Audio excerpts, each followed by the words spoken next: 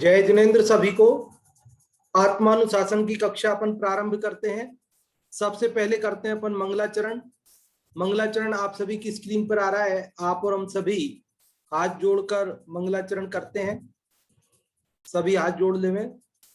लक्ष्मी निवास निलयम विलीन विलयम निधाय वीरम आत्मानुशासन महम वक्षे मोक्षाय भाव्यानाम।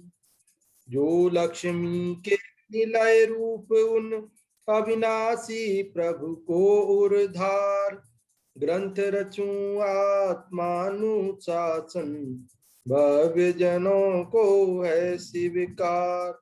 भव्य जनों को है स्वीकार। यह आत्मानुशासन नामक ग्रंथराज है। आज से लगभग 1300 वर्ष पूर्व आचार्य गुणभद्र देव द्वारा इस ग्रंथ की रचना संस्कृत भाषा में की गई। 270 श्लोकों वाले इस ग्रंथराज के 171 श्लोक अपन पढ़ चुके हैं और आज हम 172वां श्लोक पढ़ेंगे।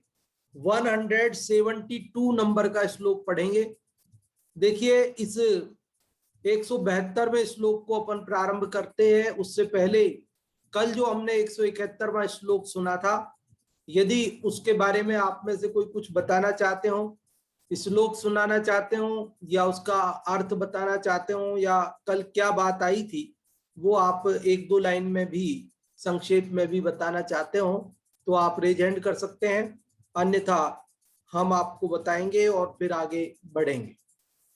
देखिए, कल जो हमने ये श्लोक पढ़ा था 171वां, इसके अंदर हमने ये बात पढ़ी थी कि एक ही वस्तु तद्रूप भी होती है और अतद्रूप भी होती है, नित्य भी है और अनित्य भी है।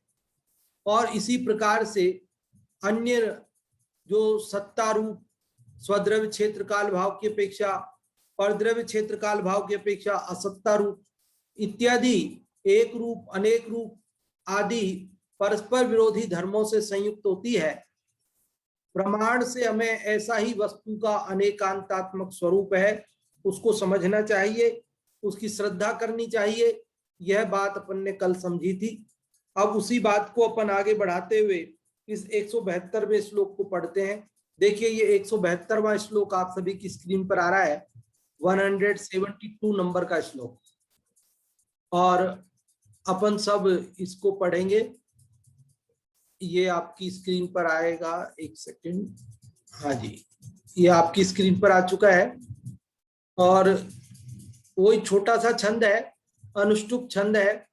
बड़ी आसानी से इसको अपन पढ़ेंगे और आसानी से इसको समझेंगे। बहुत ही मार्मिक बात है, सम्यक दर्शन के लिए बहुत महत्वपूर्ण विषय है।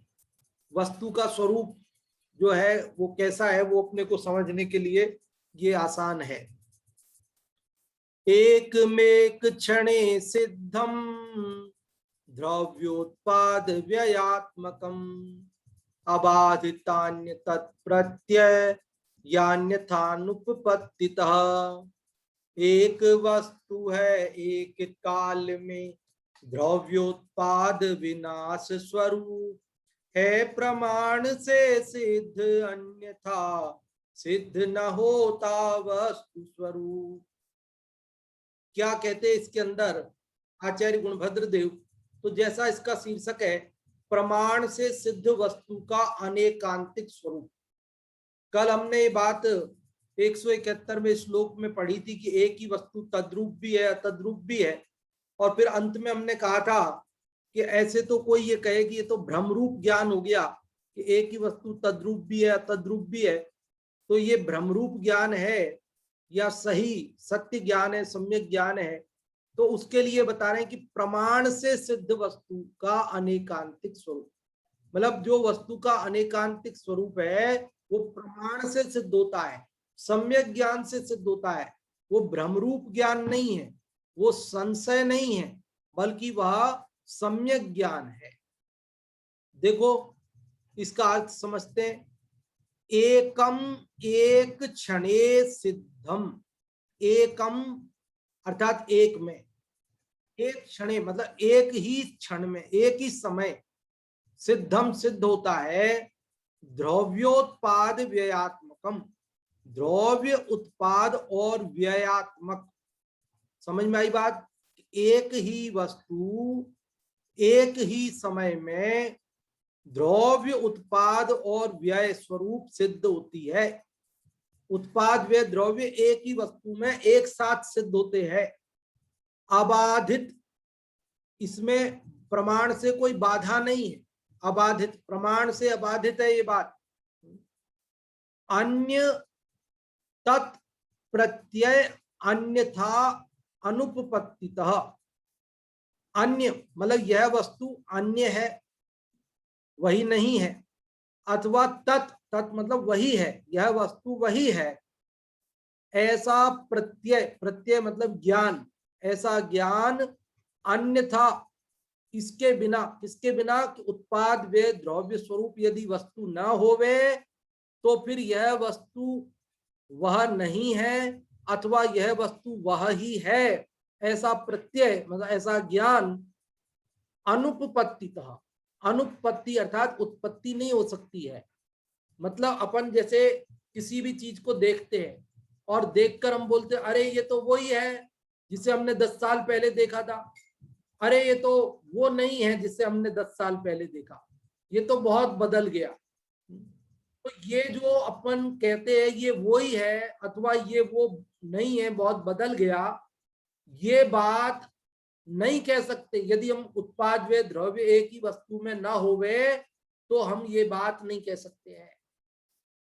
एक बार फिर से देखें कि एक ही वस्तु में एक ही समय में उत्पाद व्यय द्रव्यपना सिद्ध होता है, प्रमाण से यह बात अबाधित है।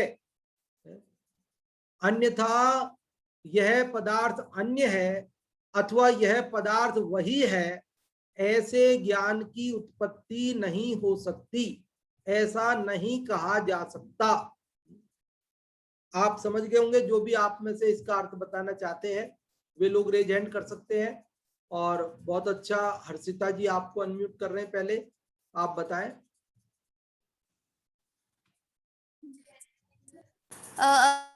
हमने श्लोक पढ़ा, उसका अर्थ इस प्रकार है, एकमेक क्षणे सिद्धम द्रव्योत्पाद व्ययात्मकम। मतलब कि एक ही क्षण में, एक ही समय में, एक ही वस्तु में उत्पाद व्यय और द्रव्यपना सिद्ध होता है, अबाधित। और यह प्रमाण से सिद्ध हम कर अबाधित रूप से सिद्ध है कि एक ही वस्तु में एक साथ उत्पाद व्यय और द्रव्य तीनों चीजें होती हैं। कैसे सिद्ध है? तो कहते हैं कि अगर ऐसा ना होता तो अन्य ये दूसरा है, तत् ये वह वही है, ऐसा प्रत्यय, ऐसा ज्ञान अन्यथा अनुपपत्तितः उत्पन्न नहीं होता। कहने का मतलब ये है कि हम प्रमाण से ये बात सिद्ध कर सकते हैं कि वस्तु अनेकांत स्वरूपी होती है। एक ही वस्तु में एक ही समय में उत्पाद भी होता है, व्यय भी होता है और वह ध्रुवता रूप कायम भी रहती है। तो उसको सिद्ध करते हुए, इसका कारण इसलिए ऐसा है, सिद्ध करते हुए कारण ये है कि ऐसा अगर ना होता तो ये वस्तु है, ये वस्तु अन्य है, ये वही है जो हमने पहले था, हम ऐसा संबंध स्थापित नहीं कर पाते। बहुत अच्छा हर्षिता जी, आपने इसका अर्थ बताया, बहुत बहुत धन्यवाद आपको। और अब हिंदी से यदि आप में से कोई अर्थ बताना चाहते हो तो रेज हैंड कर सकते हैं, हिंदी वाले से अर्थ बताने के लिए। हाँ जी, हिंदी वाले का अर्थ यदि आप में से रंजना जी, हाँ जी आपको अनम्यूट किया है, आप बताएं। एक वस्तु है एक काल में ध्रुवोत्पत्त विनाश स्वरूप है, प्रमाण से सिद्ध अनत्या सिद्ध न होता वस्तु स्वरूप। इस श्लोक में बताया गया है कि एक ही वस्तु में एक ही समय में द्रव्य उत्पाद वे होता है, मतलब वो उस स्वरूप की वस्तु में वो स्वरूप है कि वो उत्पाद में भी रहे द्रव्य भी वही है और विनाश में भी एक ही है, ये प्रमाण सिद्ध है। इससे अन्यथा सिद्ध न होता वस्तु स्वरूप। अगर कहे कि नहीं ये वस्तु ऐसी है, वे इस तरह की है, उस तरह की है, तो ये प्रमाण सिद्ध है कि एक ही वस्तु में एक ही समय में द्रव्य उत्पाद्य होता है। हाँ जी, बहुत अच्छा आपने बताया रंजना जी, बहुत बहुत धन्यवाद। और अब इसका पाठ करने के लिए आमंत्रित करते हैं आप लोगों को, जो भी आप में से पाठ करना चाहते हैं, संस्कृत या हिंदी का जो भी आप में से पाठ करना चाहते हैं वे लोग रेज हैंड कर सकते हैं। और आप जानते हैं जो लोग रेज हैंड करते हैं उन्हीं में से हम किसी को अवसर देते हैं। तो जो भी आप में से संस्कृत या हिंदी का पाठ करना चाहते हैं वे लोग रेज हैंड कर सकते हैं। और अभी हम जो रेज हैंड हुए हैं उन्हीं में से अनम्यूट कर रहे हैं। पहले हर्षिता जी, आप किसका पाठ करेंगी, संस्कृत या हिंदी का? संस्कृत का पाठ मैं कर रही हूँ। एकमेक क्षणे सिद्धम द्रव्योत्पाद व्ययात्मकम अबाधितान्य तत्प्रत्यन्यथानुपत्तितः। बहुत अच्छा आपने इसका पाठ किया। अबाधितान्य तत्प्रत्ययान्यथानुपत्तितः, इस प्रकार बोलेंगे तो थोड़ा सा ठीक बैठ जाता है। बहुत अच्छा आपने पढ़ा। और प्रियंका जी, आपको अनम्यूट किया है, आप पढ़ना चाहेंगी हिंदी या संस्कृत कोई सा? हाँ जी, पढ़ें।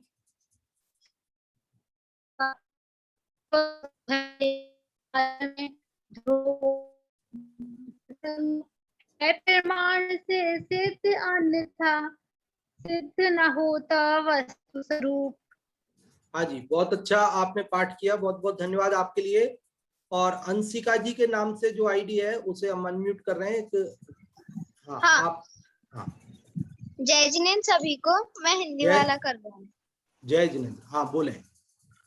एक वस्तु है एक काल में द्रव्योत्पाद विनाश स्वरूप है, प्रमाण से सिद्ध अन्यथा सिद्ध न होता वस्तु स्वरूप। बहुत अच्छा आपने पाठ किया, बहुत बहुत धन्यवाद। और अब देखिए अपन इसको समझते हैं। बहुत ही महत्वपूर्ण चर्चा है। कल अपनी जो चर्चा चली उसी को थोड़ा आगे बढ़ाते हुए बात है यहाँ पर। कल हमने पढ़ा था कि एक ही वस्तु तद्रूप भी है और अतद्रूप भी है, मतलब वही भी है और वही नहीं भी है। तो उसी को पढ़ करके किसी को ऐसा लगता है कि ये तो भ्रम रूप ज्ञान है, संशय ज्ञान है। आप कहते हो वही नित्य भी है, अनित्य भी है, वही भी है और वही नहीं भी है। तो यहाँ कहते भैया ये बात भ्रम रूप नहीं है, बल्कि ये प्रमाण से सिद्ध बात है। यह वस्तु का ऐसा ही स्वरूप है। देखो उदाहरण से बात को करते हैं तो बात आसानी से समझ में आएगी। देखो भ्रम रूप कब होती है बात और कब निर्णय रूप होती है, ये बात समझो। कि जैसे एक पुरुष को किसी का पिता और उसी का पुत्र कहें, क्या कहा? एक पुरुष को एक ही व्यक्ति का पिता और एक ही का पुत्र कहें, तब तो वह है भ्रम रूप। लेकिन किसी पुरुष को एक व्यक्ति का पिता और एक व्यक्ति का पुरुष कहा जाए, पुत्र कहा जाए, तो उसमें कोई बाधा नहीं है। अलग अलग व्यक्तियों का तो वह हो सकता है ना, पिता और पुत्र। उसी प्रकार यदि हम एक ही वस्तु को एक ही अपेक्षा से नित्य और अनित्य कहें, तब तो वह है भ्रम रूप। लेकिन यदि हम अलग अलग अपेक्षा से, कि एक अपेक्षा से, जिस अपेक्षा से हम नित्य कहते हैं उसी अपेक्षा से उसे अनित्य ना कहकर किसी अन्य अपेक्षा से उसे अनित्य कहते हैं, तो उसमें कोई भ्रम वाली बात नहीं है, बल्कि यह तो वस्तु का ऐसा ही स्वरूप होने से उसे जानने वाला ज्ञान सम्यक ज्ञान है। देखो और उदाहरण से बात समझते हैं। कि जैसे मान लीजिए कि एक व्यक्ति गरीब था, सुनना ध्यान से, एक गरीब व्यक्ति था और वह बाद में अमीर हो गया। क्या हो गया भाई? हो सकता है कि नहीं हो सकता है? गरीब व्यक्ति अमीर बन सकता है कि नहीं? लॉटरी लग गई, उसमें क्या है, मेहनत करता था तो एक गरीब व्यक्ति अमीर बन गया। तो अब हम आपसे पूछते हैं कि ये जो अमीर व्यक्ति है ये वही है जो कल तक गरीब था या बदल गया है? क्या हुआ बोलो, वो ही है कि बदल गया है? तो आप कहेंगे कि वही है, कल गरीब था वही तो है, कोई दूसरा आदमी थोड़ी है। तो हाँ हाँ वही है, और वही होते हुए भी बदल गया है। कल तक गरीब था, आज अमीर हो गया है, तो बदल भी गया है। गरीब व्यक्ति का गरीब पने से नाश हो गया, व्यय हो गया, और अमीर पने से उत्पाद हो गया। लेकिन वो गरीब था तब भी मनुष्य था, और अमीर होने पर भी मनुष्य है। तो मनुष्यपना दोनों में कायम है। गरीब था तो भी मनुष्य था, और अमीर होने पर भी मनुष्य। गरीबी नष्ट हुई, अमीरी उत्पन्न हुई, लेकिन मनुष्यपना न नष्ट हुआ न उत्पन्न हुआ। तो ये तीनों चीज हो गई ना, उत्पाद, व्यय और द्रव्य। उत्पाद मतलब नई पर्याय का उत्पन्न होना, और व्यय मतलब पुरानी पर्याय का नाश होना, और उत्पन्न और नाश के बीच में कुछ ऐसा है जो कायम रहता है, वो है ध्रुव, द्रव्य। तो यहां कह रहे हैं कि जो गरीब व्यक्ति था उसका गरीब पने से व्यय हुआ, अमीर होने पर अमीर पने से उत्पाद हुआ, और मनुष्यपना दोनों अवस्थाओं में कायम रहा, वो द्रव्य। समझ में आई कि नहीं आई बात? आप में से किसी को यदि बात समझ में ना आ रही हो तो आप जरूर रेज हैंड कर देवे, तो हम आपको फिर से बताएंगे। दूसरा उदाहरण सुनो, जैसे अपन मनुष्य, अपनी यहाँ आयु पूरी हुई, मरण हुआ, और अपन मर के देव हो गए। क्या हो गए? देव हो गए। मनुष्य मरा और देव बन गया। तो मनुष्य पने का क्या हुआ? व्यय हो गया, मनुष्य पने का नाश हो गया, और देव पने का क्या हो गया? उत्पाद हो गया, उत्पत्ति हो गई। और जीव, जीव का क्या हुआ? जीव का उत्पाद हुआ कि जीव का व्यय हुआ? जीव उत्पन्न हुआ कि जीव का नाश हुआ? कहते जीव का ना उत्पाद हुआ ना नाश हुआ। तो फिर जब मनुष्य था तब भी वह जीव था, और जब हम देव बन गए तब भी हम जीव है। तो दोनों अवस्थाओं में जीवपना कॉमन है, कायम है। इसलिए वह तो क्या है? द्रव्यपना, और देवपने का उत्पाद हुआ और मनुष्यपने का व्यय हुआ। तो आप समझ रहे हैं बात को? एक ही वस्तु में एक ही समय में ये उत्पाद, व्यय और द्रव्य एक साथ रहते हैं। इसलिए वस्तु को ऐसा अनेकांतात्मक उत्पाद, व्यय, द्रव्य, व्ययात्मक मानना चाहिए, ऐसा ही उसका निर्णय करना चाहिए। उसे सर्वथा एक रूप मानना वह भ्रम है, उसे अनेकांत रूप मानना यह भ्रम नहीं है। आप सबको समझ में आई कि नहीं आई बात? और समझते हैं। देखो एक और उदाहरण सुनो। ये सारी चर्चा आप्त मीमांसा में देवागम स्तोत्र के अंदर, आप्त मीमांसा कहो या देवागम स्तोत्र एक ही बात है।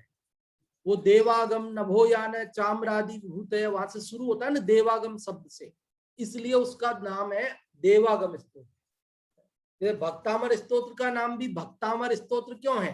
क्योंकि वो पहला शब्द उसमें भक्तामर आता है, भक्तामर प्रणत, तो भक्तामर से शुरू है ना, तो वो भक्तामर स्तोत्र। तो ये देवागम शब्द आता है पहला, तो ये देवागम स्तोत्र। और इसी का दूसरा नाम है आप्त मीमांसा।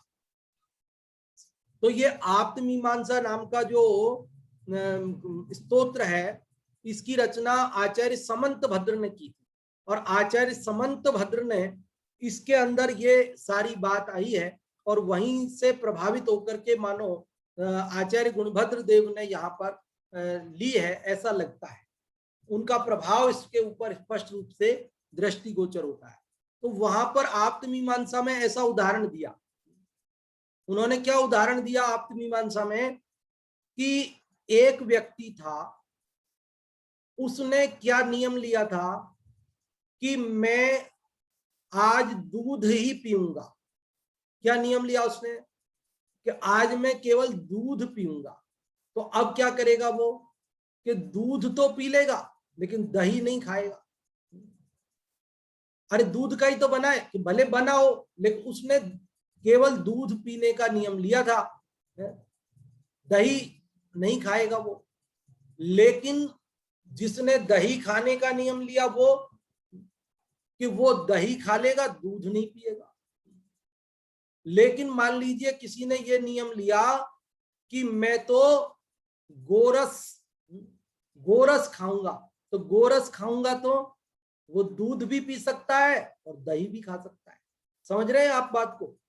क्योंकि दूध और दही दोनों में गोरस कायम है, क्यों दूध भी गोरस है और दही भी गोरस है। लेकिन दूध है वह दही नहीं है, और जो दही है वो दूध नहीं है। तो दही की पर्याय में दूध की पर्याय का व्यय है, और दही की पर्याय उत्पन्न हुई है, उत्पाद हुआ है, और गोरसपना कायम है। तो उत्पाद व्यय द्रव्य तीनों कायम है कि नहीं? तीनों बात समझ में आती है। एक और, हाँ बहुत बढ़िया, आशा जी ने पूछा है चैट बॉक्स में, गोरस क्या होता है? देखिए, जो गाय से प्राप्त होता है उसे गोरस कहते हैं। गाय मतलब सामान्यतया गोरस गाय की 5 चीजों को कहते हैं। जगत में 5, जो अन्य मत में है वो गव्यामृत ऐसा कहते हैं, गाय से 5 चीजें प्राप्त होती है। तो वो गाय का दूध, गाय का के दूध का बना हुआ दही, गाय का घी, है ना, ये चीजें हैं। और वहां पर गोबर और वो गोमूत्र को भी अन्य मतों में कार्य में लेते, पवित्र मानते, पंचामृत मानते। लेकिन अपन तो अभी 3 चीजों को ही लेते हैं, जैसे गाय का दूध, गाय का दही और गाय का घी। तो गोरस समझ में आए? गोरस मतलब गाय से प्राप्त जो दूध, दही, घी है, इनको गोरस कहते हैं। तो आप समझ गए। इसको अपन उल्टा करके भी समझ सकते हैं। ऐसा समझ सकते हैं जैसे किसी ने ये नियम लिया कि मैं आज दूध नहीं पीऊंगा, तो दूध नहीं पीऊंगा तो दूध नहीं पिएगा लेकिन दही तो खा सकता है कि साहब दूध का ही तो बना होगा भले ही, लेकिन मेरे दूध का त्याग है, दही का त्याग नहीं।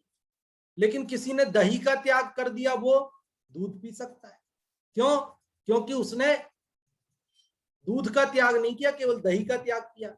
लेकिन मान लीजिए किसी ने गोरस का त्याग कर दिया। क्या कर दिया कि मुझे गोरस नहीं लेना है, तो गोरस नहीं लेना है तो अब वह न तो दूध पी सकता है ना वो दही खा सकता है। हाँ, भैंस का दही दूध पी सकता है उसने गोरस का त्याग किया ना, गाय के दही दूध का त्याग किया है। तो ऐसा मतलब इसका मतलब यह हुआ कि गोरस जो ध्रुव है उसमें दूध पर्याय का व्यय हुआ, दही पर्याय का उत्पाद हुआ। मतलब तीनों चीजें हैं ना, तभी तो ये सब नियम बने। अगर ये सब तीनों अंतर नहीं होते तो फिर ये एक का नियम लिया तो तीनों को छोड़ना पड़ेगा उसको। एक और बड़ा प्यारा उदाहरण दिया उन्होंने, घटमौली सुवर्णार्थी करके कारिका आती है कि जैसे 3 व्यक्ति थे। एक व्यक्ति को क्या है, सोने का घड़ा चाहिए था, सोने का घड़ा पसंद था उसको। अब घर में सोने का घड़ा तो था, लेकिन क्या है कि दूसरा भाई बोला कि नहीं नहीं, इसको तुड़वाएंगे अपन तो सुनार से, और इसका मुकुट बनवाएंगे अपन, मुकुट लगाएंगे अपन राजा महाराजाओं की तरह। घड़ा घर में रखा क्या काम आता है, अपन मुकुट लगाएंगे तो दुनिया को दिखेगा कि अपनी शान। तो और पापा कहते थे कि कोई बात नहीं है, घड़ा हो या मुकुट हो, दोनों सोना ही तो है, अपने को क्या करना। अब दोनों भाइयों में से एक भाई को घड़ा चाहिए, दूसरे को मुकुट चाहिए, और पापा कहते दोनों सोना ही तो है, अपने क्या फर्क पड़ रहा है। हुआ क्या कि तीनों गए सुनार के पास। आखिरकार ये बात हो गई कि ये घड़े को तुड़वाएंगे और इसका मुकुट बनवाएंगे।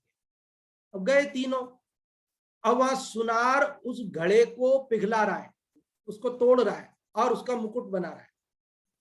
अब वहां वो तीनों देख रहे हैं, तो जो घड़ा चाहता था वो दुखी हो गया, शोकग्रस्त हो गया। अरे तो टूट गया, तोड़ दिया इसने, तो पिघल गया है, तो खत्म हो गया। और जो मुकुट चाहता था भाई, उसको प्रमोद हुआ, वो हर्ष हुआ, वो खुश हो गया, अरे चलो वह मुकुट बन रहा है, मुकुट बन गया। और जो पापा थे, मध्यस्थ थे सोने में, तो उन्हें तो कोई तकलीफ नहीं, वो तो दोनों अवस्थाओं में समता भाव, घड़ा था तो भी सोना ही तो था, अपनी संपत्ति था, और जब मुकुट बन गया तो भी सोना है, अपनी संपत्ति है, अपने को क्या। तो आप समझ गए, जो घड़ा चाहता था वो घड़ा टूटने पर दुखी हो गया, और जो मुकुट चाहता था वो मुकुट बनने पर खुश हो गया। लेकिन जो सोना चाहता था वो घड़े और सोने मुकुट दोनों में समान भाव रहा। इसका मतलब ये तीनों चीजें हैं ना, घट पर्याय का व्यय हुआ, मुकुट पर्याय का उत्पाद हुआ, और सोना रूप पर्याय ध्रुव है, कायम है, वो तीनों उत्पाद व्यय द्रव्य। तो आपको ये बात समझ में आई कि नहीं आई? आप में से किसी को कुछ पूछना हो तो आप बेझिझक रेज हैंड करना, तो हम आपको फिर से बताएंगे ताकि बात क्लियर हो जाए। देखो, वस्तु का स्वरूप ही ऐसा ही है। अभी तो हम आपको केवल 3 ही बातें बता रहे, उत्पाद व्यय द्रव्य। कल हमने तत्रूप और अतत रूप 2 ही बात बताई, और फिर बाद में अंत में हमने तीसरी बात भी कही थी कि ये क्रम से देखो तो नित्यात्मक है, और यदि चौथी बात की युगपत देखो तो युगपत एक साथ कथन कर सकते नहीं दोनों का, इसलिए वो अवक्तव्य है। और 5वां भंग आता है कि यदि आप उसे स्वचतुष्टय से और युगपत कहो तो स्यात् अस्ति अवक्तव्य। इसी प्रकार अगला स्यात् नास्ति अवक्तव्य, और उससे अगला 7वां भंग आता है स्यात् अस्ति नास्ति अवक्तव्य। ऐसे सप्तभंगी नय है हमारे यहाँ। कोई भी वस्तु का हमें निर्णय करना है तो हमें इस प्रकार से अनेक भंगों से, सप्तभंगी नयों से निर्णय करना चाहिए, तभी जाकर वस्तु स्वरूप का सम्यक निर्णय होता है। देखो, ऐसे एक मजाक की बात याद आ गई कि अनेक दार्शनिक दर्शनों के लोग साथ में बैठे थे और चर्चा चल रही थी, तो वहां पर एक अन्य दार्शनिक ने जैन दार्शनिक से कहा कि अरे आपके यहाँ तो सप्तभंगी है, मतलब उसने नीचे दिखाने के लिए कहा, अरे आपके यहाँ तो सप्तभंगी है, 7 तो भंगी है आपके यहाँ पर। तो उन्होंने बुरा नहीं माना, वे हाजिर जवाब थे, और उन्होंने कहा क्या करें साहब, आप लोगों ने इतना कचरा फैलाया मिथ्या ज्ञान का कि उसे साफ करने के लिए हमें सप्तभंगी नए, ऐसे सप्तभंगी रखने पड़े। क्या करें, आप कचरा बहुत फैलाते हो तो हमें सफाई करने वाले रखने पड़ते हैं। आप वस्तु को एकांत रूप प्रतिपादित करते हो, इसलिए सब मिथ्या, सब लोगों को ज्ञान उत्पन्न होता है, इसलिए हम उसको ठीक से समझाने के लिए हमें सप्तभंगी नयों की व्यवस्था करनी पड़ी। तो देखिए, ये हुई बात थोड़ी समझने की कि हमको सप्तभंगी नयों के माध्यम से वस्तु अनेकांतात्मक है उसको समझना चाहिए, और तभी जाकर के हम वस्तु स्वरूप का सम्यक निर्णय कर सकते हैं। और भी किसी को कुछ पूछना हो तो आप बेझिझक पूछना, क्योंकि ये जब तक आप निर्णय नहीं करेंगे तब तक, कल मैंने कहा था गंगा गए तो गंगादास और जमुना गए तो जमुना दास जैसी स्थिति रहेगी। कोई कहेगा कि आत्मा नित्य है तो आप कहोगे हाँ हाँ नित्य है, कोई कहेगा अनित्य है तो आप कहोगे हाँ हाँ अनित्य है, और जब कोई कहेगा कि नित्यानित्य है तो कहोगे हाँ हाँ नित्यानित्य है। लेकिन बात कुछ समझ में नहीं आएगी, निर्णय नहीं होगा। मुरादाबादी लोटे की तरह हम जो है बिना पैंदे के लोटे की तरह गुड़कते रहेंगे। तो हमें क्या करना, निर्णय करना। देखो, इसी प्रकार स्यात् अस्ति स्यात् नास्ति कि किसी अपेक्षा से स्वद्रव्य क्षेत्र काल भाव की अपेक्षा से वह अस्ति रूप है, और परद्रव्य क्षेत्र काल भाव की अपेक्षा से वही वस्तु नास्ति रूप है। अंशी की अपेक्षा देखो तो एक रूप है, और अंशों की अपेक्षा देखो तो अनेक रूप है। जैसे मनुष्य शरीर को देखो तो शरीर की अपेक्षा एक रूप है, और अंगों की अपेक्षा देखो तो क्या हुआ, अंशों की अपेक्षा देखो तो वो अनेक रूप है।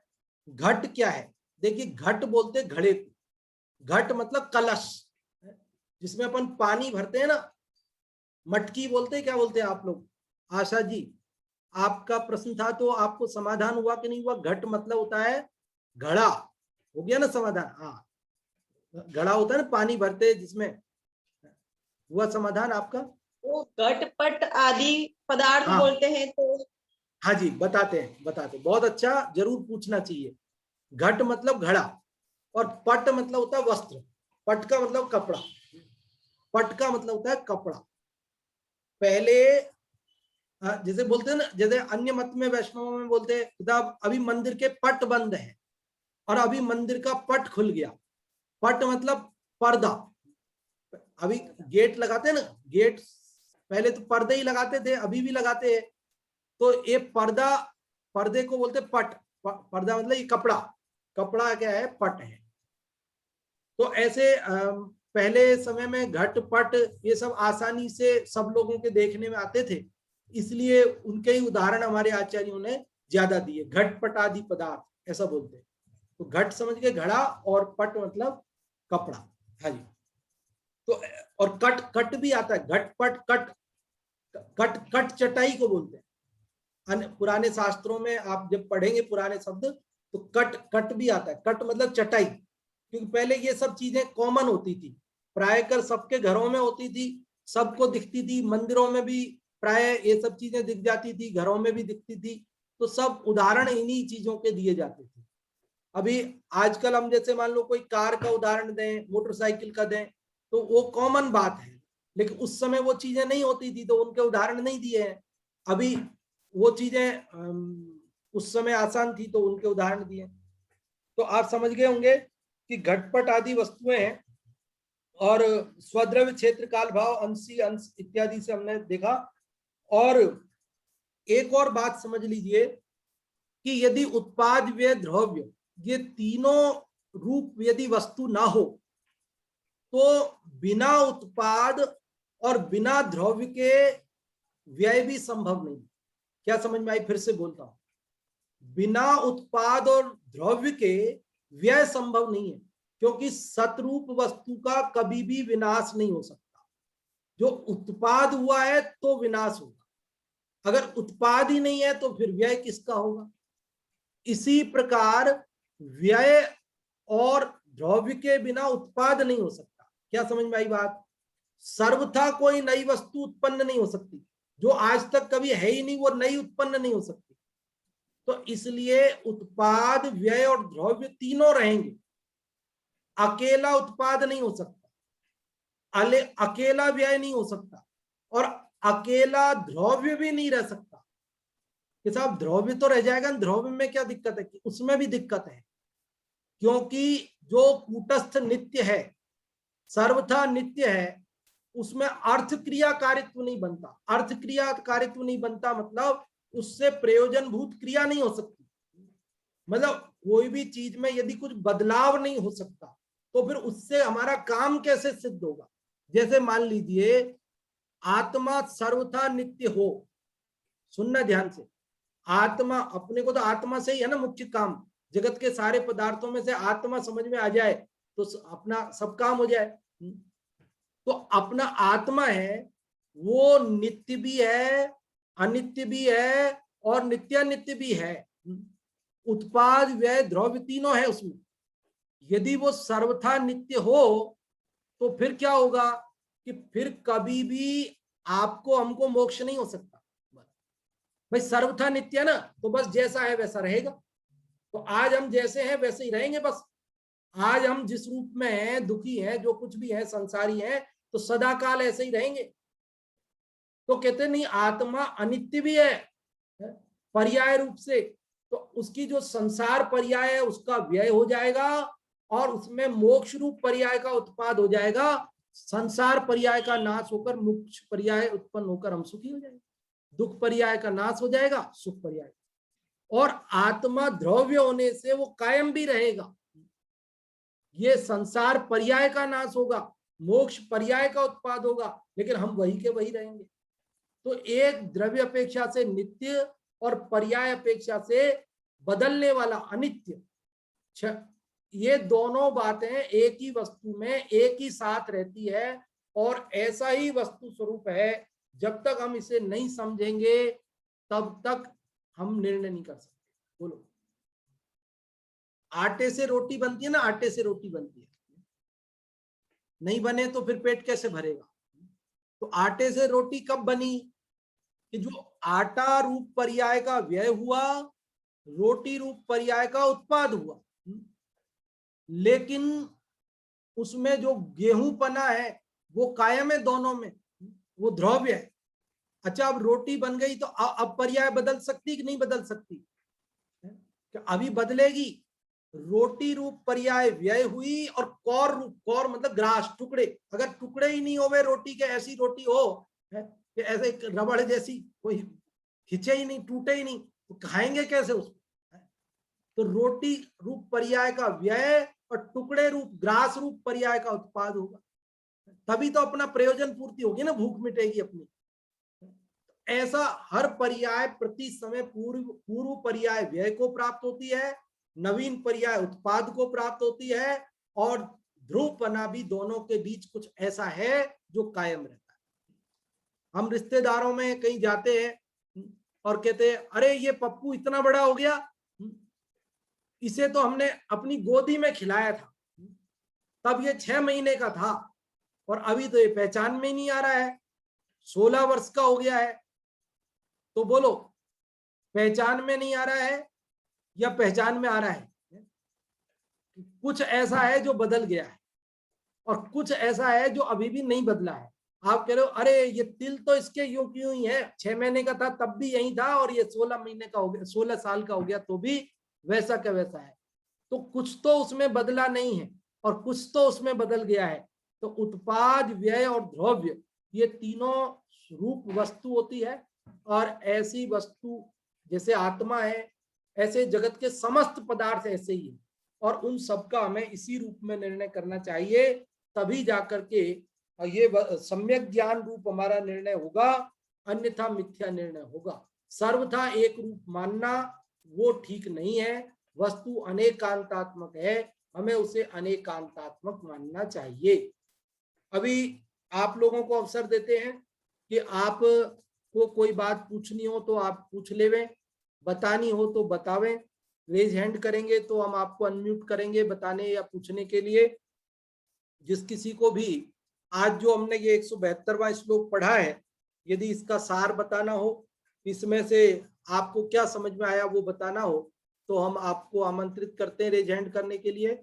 और सबसे पहले रेज हैंड हुआ है अंगूरी जी आपका, तो हम आप ही को अनम्यूट करते हैं, आप बताएं।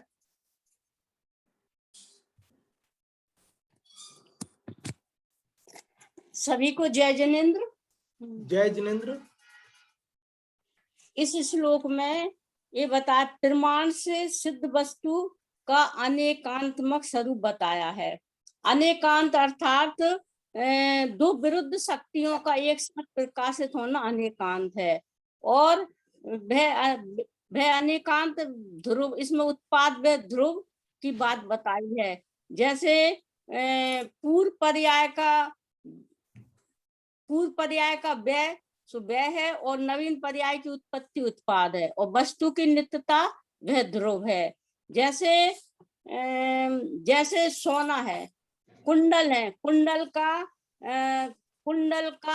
चैन रूप परिवर्तन, कुंडल का व्यय और चैन उत्पाद, और सोना उसमें ध्रुव रहा। तो ये उत्पाद व ध्रुव इस प्रकार घटित किया है। जैसे मनुष्य है तो बचपन है, बचपन का व्यय और जवानी का उत्पाद, और मनुष्यपना उसमें ध्रुव है। और इसमें यह बताया है कि जैसे कोई व्यक्ति है, पुरुष है, वह पिता भी है और पुत्र भी है। यदि उसे एक ही अपेक्षा लगाई जाए तो वह भ्रम है, और उसको अलग अलग अपेक्षा से किसी का पुत्र है और किसी का पिता है, ये अपेक्षा लगाई जाए तो इसमें भ्रम नहीं है। हाँ जी, बहुत अच्छा आपने बताया अंगूरी जी, बहुत बहुत धन्यवाद आपके लिए। और भी कोई आप में से बताना चाहते हो तो रेज हैंड कर सकते हैं। और हाँ जी, आप में से और कोई बताना चाहते हैं? हाँ जी, श्लोक आपकी स्क्रीन पर लगाते हैं। देखो, कई लोगों को लोग कहते हैं हमको कि साहब आप श्लोक तो हटा देते हो, और श्लोक सामने हो तो हम बता सकते हैं। तो ये श्लोक हमने आपकी स्क्रीन पर लगाया, देखो 1 मिनट लगाते हैं ताकि आप आसानी से, और भी कोई बताना चाहें तो बता सकते हैं। 1 मिनट, ये श्लोक आ रहा है। हाँ जी, श्लोक आ गया आपकी स्क्रीन पर। अब आप लोग और कोई इसका बताना चाहते हो तो रेज हैंड कर सकते हैं, अन्यथा हम छोटा प्रश्न बनाकर पूछेंगे और आप में से छोटे प्रश्न का उत्तर देवें। यहाँ पर हमने आपको बताया था कि एक वस्तु में ही एक साथ उत्पाद व द्रव्य उत्पाद ये घटित होते हैं और ये प्रमाण से सिद्ध है। अगर ऐसा न माना जाए तो यह वस्तु वही है अथवा यह वस्तु वह नहीं है, ऐसा कहना संभव नहीं है। तो आप में से कोई बताएंगे इसे घटित करके? एक अभी हमने यहाँ पे एक उदाहरण आया था घटमौली सुवर्णार्थी वाला, कि घड़े से मुकुट बनाया गया था, तो वहां क्या किस पर्याय का उत्पाद हुआ, किसका व्यय हुआ और क्या द्रव्य रहा? ये घटमौली सुवर्णार्थी, इसके अंदर आप में से कोई बताएंगे? एक घड़े को तोड़ करके मुकुट बनाया गया, तो यहाँ उत्पाद किसका हुआ, व्यय किसका हुआ और ध्रुव क्या रहा? ये बताने के लिए हम अनम्यूट कर रहे हैं यशोधरा आंटी जी, आपको, आप बताएं। जय जिनेन्द्र। जय जिनेन्द्र। जो घट था, हाँ, वो घट का मतलब जय हो गया। हाँ, और उस घट से जो मुकुट बनाया गया उसका उत्पाद हुआ। और जो सोना है वो घट की अवस्था में भी था, मुकुट की अवस्था में भी है, तो सोना जो कायम रहा, तो कहते हैं कि उत्पाद तो मुकुट का उत्पाद हुआ, घट का व्यय हुआ और सोना द्रव्य रहा। हाँ, बहुत अच्छा आपने बताया, बहुत बहुत धन्यवाद। और अभी एक और उदाहरण आया था अपना, जिसने दूध का त्याग किया है वह दही खा लेता है, और जिसने दही का त्याग किया वो दूध पी लेता है, लेकिन जिसने गोरस का त्याग किया वो दोनों नहीं खा सकता है। तो इसमें किस प्रकार से आप घटित करके बताएंगे कि कौन सी पर्याय का, जैसे दही, दूध से दही बना, तो वहां क्या तो उसमें ध्रुव है और क्या किस पर्याय का व्यय हुआ है और किस पर्याय का नाश उत्पाद हुआ है? हाँ जी, जो भी आप में से बताना चाहते हैं रेजेंट कर सकते हैं। हाँ, दूध से दही बना, तो यहाँ क्या द्रव्य है, किस पर्याय का व्यय हुआ है, किस पर्याय का उत्पाद हुआ है? नीलम जी, आपको अनम्यूट किया है, आप बताएं। यहाँ पर दूध का तो व्यय हुआ है और दही का उत्पाद हुआ है, और जो गोरस है वो द्रव्य है। हाँ जी, बहुत अच्छा आपने बताया कि जो दूध पर्याय है उसका व्यय हुआ, दही पर्याय का उत्पाद हुआ और गोरस वो कायम है। इस प्रकार से वो उत्पाद व्यय द्रव्य तीनों। प्रियंका जी, आपने भी रेज हैंड किया है, आप कुछ पूछना चाहते हैं या बताना चाहते हैं? पंडित जी, मेरा एक प्रश्न है हाँ जी। कि आत्मा तो नित्य है, तो इसमें हाँ, उत्पाद व्यय और ध्रुव कैसे घटित होगा? हाँ, बस ये बहुत बढ़िया आपने प्रश्न पूछा कि आत्मा तो नित्य है, तो उसमें उत्पाद व्यय द्रव्य कैसे घटित होगा।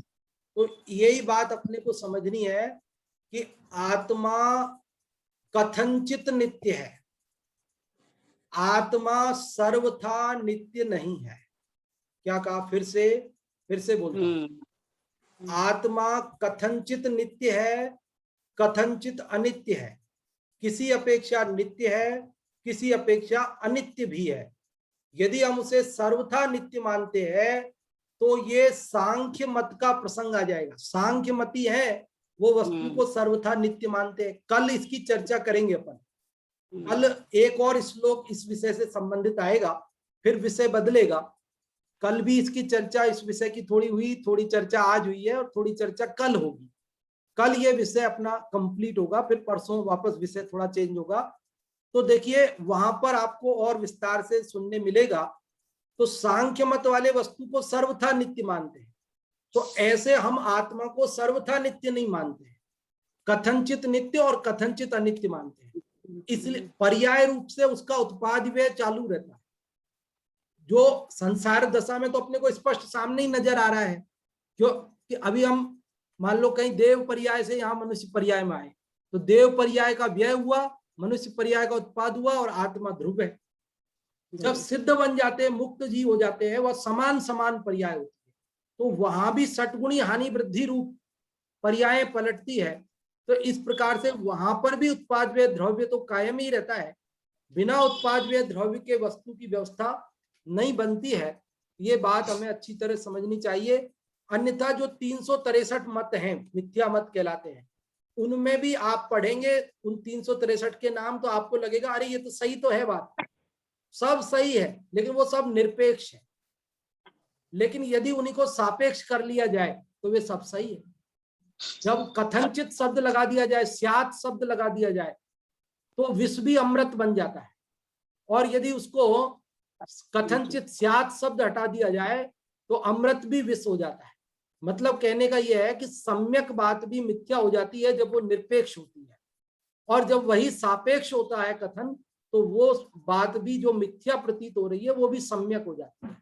कल हमने हाथी के दृष्टांत से भी इस बात को समझा था, और एक थोड़ा विस्तार से कल भी चर्चा करेंगे। अभी समय अपना पूर्ण हो गया है, तो अपन आमंत्रित करते हैं पंडित जी साहब को दूसरी कक्षा के लिए। प्रियंका जी, आपका थोड़ा समाधान हुआ कि नहीं हुआ, एक बार आप बता दें।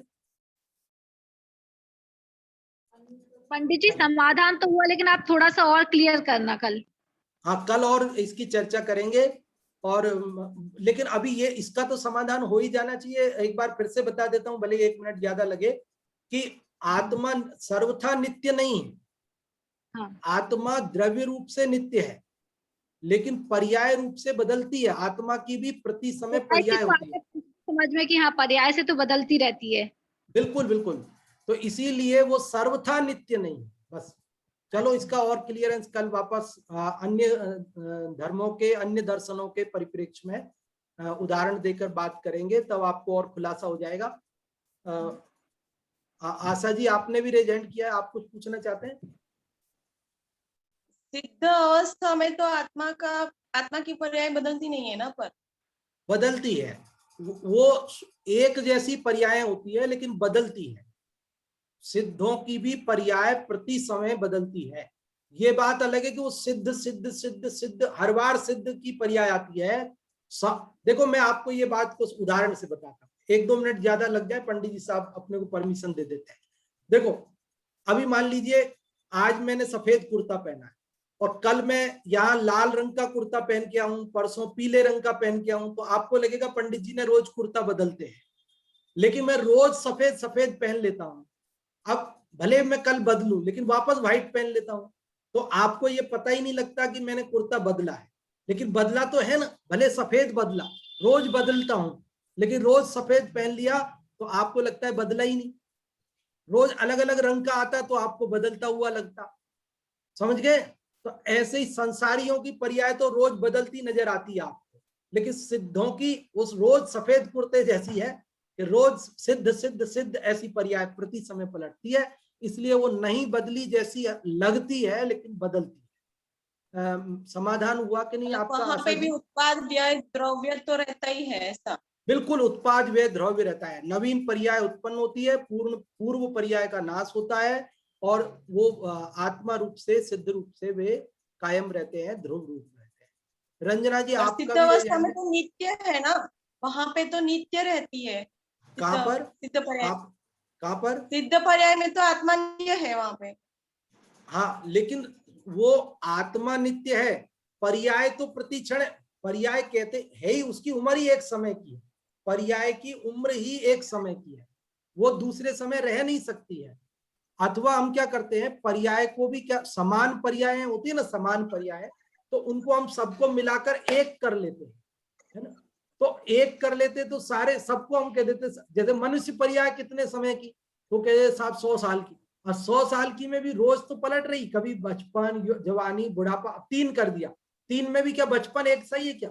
कई जगह हम जाते हैं बर्थडे पे, तो बच्चे के फोटो लगे रहते हैं, तो वो अनेक तरह के फोटो, एक में वो बॉल से खेल रहा है, एक में वो रो रहा है, एक में कुछ कर रहा है। तो बचपन में भी बहुत सारी पर्याय बदलती है ना, लेकिन पूरी बचपन को हम एक ही में डाल देते हैं। तो ऐसा हम उनको समान समान को मिलाकर एक में संकलित कर ले कह देते हैं, लेकिन पर्याय की उम्र ही एक समय है, वो प्रति समय बदलती है। आशा जी हुआ समाधान? हाँ, ऑलमोस्ट पंडित हो जी- गया। हाँ पंडित जी साहब 2 मिनट आपसे क्षमा चाहूंगा। एक रंजना जी का और रेज हैंड है, हम आपका भी प्रश्न ले लेते हैं। रंजना जी आप बोले। पंडित जी स्यात्, हाँ स्यात् का अर्थ स्पष्ट कीजिए। हाँ, स्यात् मतलब स्यात्। किसी अपेक्षा से। स्यात् मतलब किसी अपेक्षा से। देखो जब हम अपेक्षा खुलासा कर देते हैं कि निश्चय नय की अपेक्षा से, व्यवहार नय की अपेक्षा से, द्रव्यार्थिक नय की अपेक्षा से, संग्रह नय की अपेक्षा से, तो ये तो हो गई खुलासा। और कभी कभी हम क्या है उस अपेक्षा का नाम नहीं बोलते, खुलासा नहीं करते, तो स्यात् लगा देते हैं। स्यात् मतलब किसी अपेक्षा। अब वो किसी अपेक्षा मतलब कौन सी, कोई ना कोई सी है, अभी हमने नाम नहीं लिया है, बस इतनी सी बात है। रंजना जी हुआ समाधान? हाँ हाँ हो गया। चलो धन्यवाद। और जो भी प्रश्न हो आप लोगों के कल पूछें और इसको क्लियर कर लें अच्छे से। और अभी अपन आमंत्रित करते हैं पंडित जी साहब को। कोटा से पंडित जी जय कुमार जी साहब पधारे हैं। अगली जो नाटक समय सार जी की सुंदर कक्षा आपके द्वारा चलती है उसे प्रारंभ करावें। बहुत बहुत धन्यवाद पंडित खेमचंद जी साहब जी दर्शनाचार्य। और जब भी कोई शंका उपस्थित हो तो मेरा अनुरोध है आपसे कि आप 1-2 मिनट 4 मिनट समय नहीं देखें और अपनी शंकाओं का पूरा समाधान करें। इसीलिए आज मैंने 5 मिनट ज्यादा ले लिए। कोई बात नहीं है भैया, जब कोई शंका आ जाए, प्रश्न खड़े हो जाए तो उनका समाधान मिलना ही चाहिए, मतलब बिल्कुल बिल्कुल। इसलिए आप आज नहीं, प्रतिदिन भी यदि ऐसी कोई शंका आती है, 1-2 मिनट ऊपर नीचे होते हैं, तो कोई तकलीफ की बात नहीं है उसमें। हाँ नहीं आपकी तरफ से पूरा हमको खुली छूट रहती है, लेकिन हमको ही ऐसा लगता है कि आपकी भी ये जो महत्वपूर्ण कक्षा समय से चालू हो जाए। मंत्रों का माल है, सब कोई फर्क नहीं पड़ता है मतलब उसमें। बिल्कुल बिल्कुल, है ना। बहुत बहुत धन्यवाद खेमचंद जी साहब। और अपन यहाँ नाटक समय सार जी की कक्षा